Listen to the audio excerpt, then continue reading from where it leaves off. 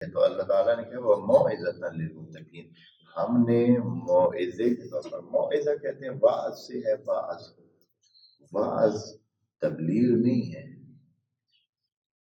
تبلیغ پہنچانا ہوتا، پہنچانا ہوتا، بالغ پہنچانا، واعظ کا معنی ہوتا ہے کہ پیار سے سمجھانا، پیار سے سمجھانا،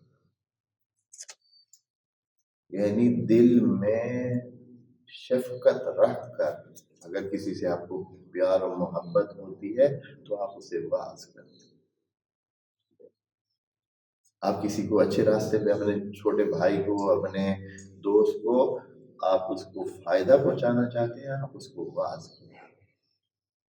تبلیغ کا مطلب یہ ہوتا ہے کہ پہنچاؤ۔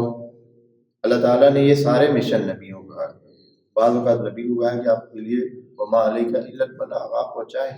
وہ جب جناب حضرت جو ہے وہ متاثر ہوتے تھے کہ یہ مان نہیں رہے ہیں، پریشان ہوتے تھے، تو اللہ تعالیٰ نے کہا کہ آپ پریشان کیوں، آپ کا کام ہے پہنچانا، آپ نے پہنچانا۔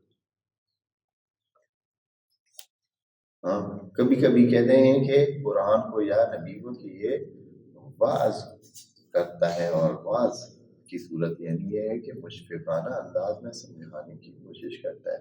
تو اللہ تعالیٰ نے انجیل کے بارے میں بھی یہ کہا ہے کہ یہ ہدایت بھی ہے اور موعظہ ہے، واعظ کرنے کی جگہ ہے، واعظ کرنے والی ہے۔